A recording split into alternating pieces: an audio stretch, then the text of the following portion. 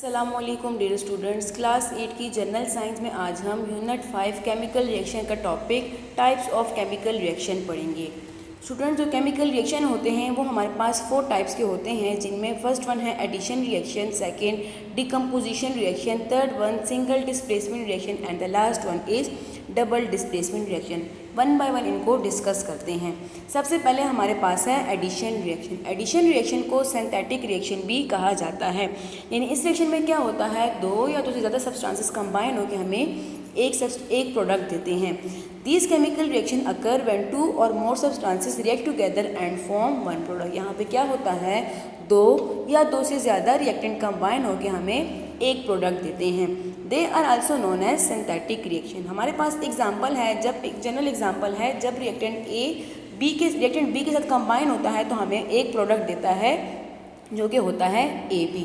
अब formation of sulphur dioxide जो है और आयरन ऑक्साइड जो है, इसके साथ साथ जो वाटर फॉर्मेशन है, जो कार्बन डाइऑक्साइड फॉर्मेशन है, वो क्या है, वो हमारे पास एग्जांपल है एडिशन रिएक्शन की। स्टूडेंट्स, जो एडिशन रिएक्शन जो है वो हमारे पास वेरी लार्ज इन नंबर है। जब सल्फर जो है ऑक्सीजन के साथ कंबाइन होता है तो वो क्या देता है, वो SO2 देता है। अब यहाँ पे भी टू रिएक्टेंट जो है वो कंबाइन होकर हमें एक प्रोडक्ट दे रहे हैं, तो it is addition reaction. Similarly when iron combine with the oxygen it give iron oxide which is also the example of addition reaction. Second हमारे पास है डिकम्पोजिशन रिएक्शन। डिकम्पोजिशन का मतलब होता है डिकम्पोज हो जाना, ब्रेक डाउन होना। इस रिएक्शन में क्या होता है, जो हमारे पास रिएक्टेंट होता है वो डिकम्पोज होकर हमें दो या दो से ज़्यादा प्रोडक्ट देते हैं। जब हम किसी कंपाउंड को हीट करते हैं तो हीटिंग के दौरान वो कंपाउंड डिकम्पोज होकर हमें नए प्रोडक्ट्स देता है। This type of reaction have one reactant which decompose into two और मोर प्रोडक्ट। इस रिएक्शन में क्या होता है, हमारे पास एक रिएक्टेंट होता है जो कि डिकम्पोज होकर दो या फिर दो से ज़्यादा प्रोडक्ट देते हैं। चूँकि इस रिएक्शन में ज़्यादातर हम यानी कि कंपाउंड को डिकम्पोज करने के लिए हमें हीट रिक्वायर होती है, तो ऐसे रिएक्शन जिनको स्टार्ट करने के लिए हमें हीट रिक्वायर हो, हमें टेम्परेचर रिक्वायर हो, ऐसे रिएक्शन को कहा जाता है एंडोथर्मिक रिएक्शन। तो जो डिकम्पोजिशन रिएक्शन है इसमें हीट रिक्वायर होती है, तो हमारे पास ये क्या है, ये एंडोथर्मिक रिएक्शन है। They require heat. अब हमारे पास एक रिएक्टेंट है AB। जब ये डिकम्पोज होगा, इसको हीट प्रोवाइड की जाएगी, तो हीट के दौरान ये डिकम्पोज होकर हमें A और B प्रोडक्ट देगा। तो इसमें क्या होगा, एक रिएक्टेंट डिकम्पोज होकर दो या फिर दो से ज़्यादा प्रोडक्ट देंगे। हमारे पास एग्जाम्पल है कैल्शियम कार्बोनेट, जो कि लाइमस्टोन है, चूने का पत्थर है। जब इसको हीट किया जाता है तो हीटिंग के दौरान ये डिकम्पोज होकर कैल्शियम ऑक्साइड और कार्बन डाइऑक्साइड गैस प्रोवाइड करते हैं। सिमिलरली पोटेशियम क्लोराइड है, जब इसको हीट किया जाता है तो हीटिंग के दौरान डिकम्पोज होकर potassium chloride and oxygen gas release करते हैं। नेक्स्ट हमारे पास है single displacement reaction. Single displacement reaction में क्या होता है कि हमारे पास जो रिएक्टेंट होते हैं, उस रिएक्टेंट में जो लेस रिएक्टिव एलिमेंट होता है, उस लेस रिएक्टिव एलिमेंट को कोई भी रिएक्टिव एलिमेंट रिप्लेस कर लेता है, उसकी जगह ले लेता है। हमारे पास रिएक्टिव एलिमेंट में है जिंक, मैग्नीशियम, कॉपर और सोडियम। ये क्या करते हैं, लेस रिएक्टिव एलिमेंट जैसे कि हाइड्रोजन को ये उनके कंपाउंड से रिप्लेस करते हैं। In this type of reaction more reactive element displace a less reactive element from its compound.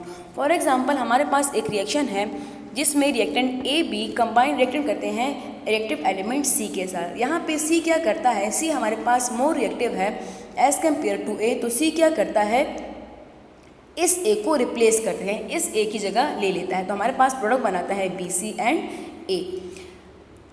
हमारे पास एग्जाम्पल है, जब जिंक जो है वो HCl के साथ कंबाइन होता है। जिंक जो है वो हमारे पास एक्टिव मेटल है, रिएक्टिव है as compare to hydrogen.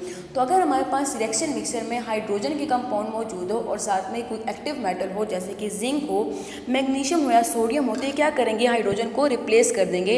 Hydrogen को उनके कंपाउंड से निकाल कर खुद हाइड्रोजन की जगह ले लेंगे। तो जिंक क्या करेगा, हाइड्रोजन की जगह लेके खुद जिंक क्लोराइड बनाएगा और साथ साथ हाइड्रोजन गैस भी रिलीज होगी।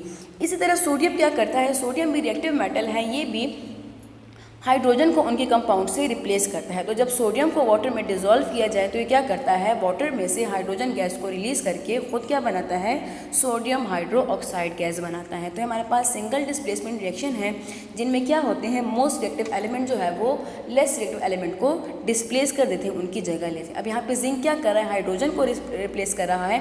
इसी तरह सोडियम जो है वो भी हाइड्रोजन को रिप्लेस कर रहा है, उसकी जगह नया कंपाउंड बना रहा है। लास्ट वन हमारे पास है डबल डिस्प्लेसमेंट रिएक्शन। अब डबल डिस्प्लेसमेंट रिएक्शन में क्या होता है कि हमारे पास आयन एक्सचेंज होता है, यानी कि हमारे पास कोई रिएक्टेंट है, उन रिएक्टेंट में फॉर एग्जांपल हमारे पास दो रिएक्टेंट हैं जो जिनमें मौजूद है कैटाइन और एनाइन, पॉजिटिव आयन और नेगेटिव आयन। तो एक रिएक्टेंट का जो मेटल कैटाइन होगा वो दूसरे रिएक्टेंट के कैटाइन से रिप्लेस हो जाएगा। This type of reaction involve the exchange of ion between two compound. For example हमारे पास रिएक्टेंट है ए बी और सी डी। अब ए बी जो है ये भी कैटाइन और एनाइन से बना है और सी डी भी कैटाइन और एनाइन से बना है। कैटाइन कहते हैं पॉजिटिव चार्ज को और एनाइन कहते हैं नेगेटिव चार्ज को। यहाँ पे ए जो है पॉजिटिव है और बी जो है वो नेगेटिव है। इसी तरह सी जो है वो पॉजिटिव है, डी नेगेटिव है। तो ए जो पॉजिटिव है इसकी जगह ले लेगा, ए जो पॉजिटिव है इसकी जगह ले लेगा सी, तो हमारे पास कंपाउंड बनेगा बी सी या फिर सी बी। इसी तरह बी जो है नेगेटिव है तो बी की जगह आ जाएगा डी, हमारे पास कंपाउंड बनाएगा ए डी। तो यानी कि एनाइन जो है एनाइन को एनाइन रिप्लेस करेगा और कैटाइन को कैटाइन रिप्लेस करेगा।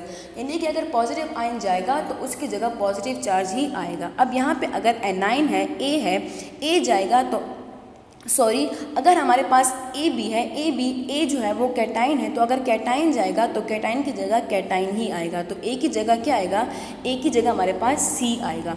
इसी तरह अगर हमारे पास बी है, बी एनाइन है, अगर बी एनाइन जाएगा तो बी की जगह क्या आएगा, कोई और एनाइन आएगा जैसे कि डी आएगा। इस रिएक्शन में क्या होता है, इसके सब के रिएक्शन में हमारे पास जब हम ऐसे रिएक्टेंट को जो कि आयन से मिलकर बने हों, इनको जब हम वाटर में डिसॉल्व करते हैं तो हमें आयंस देते हैं। आयंस के बाद ये एक्सचेंज ऑफ आयन करते हैं। फॉर एग्जांपल ए बी और सी डी को जब वाटर में डिसॉल्व करेंगे तो ए बी हमें देगा A cation and B anion. इसी तरह सी डी हमें देगा C cation and D anion. इसके बाद exchange of ion take place. A जो है वो एनाइन डी के साथ कंबाइन होगा और सी जो है एनाइन बी के साथ कंबाइन होगा और हमारे पास नए प्रोडक्ट बनाएंगे। एग्जाम्पल हमारे पास है HCl एंड सोडियम हाइड्रोक्साइड। अब HCl में हाइड्रोजन जो है वो कैटाइन है और Cl जो है वो एनाइन है। तो इसी तरह सोडियम हाइड्रोक्साइड जो है इसमें सोडियम जो है वो कैटाइन है और OH जो है एनाइन है। तो अगर HCl में से H जाएगा, कैटाइन जाएगा, तो इसकी जगह एक नया कैटाइन आएगा जो कि Na होगा। तो इसके रिजल्ट में क्या बनेगा, हमारे पास NaCl और वाटर बनेगा।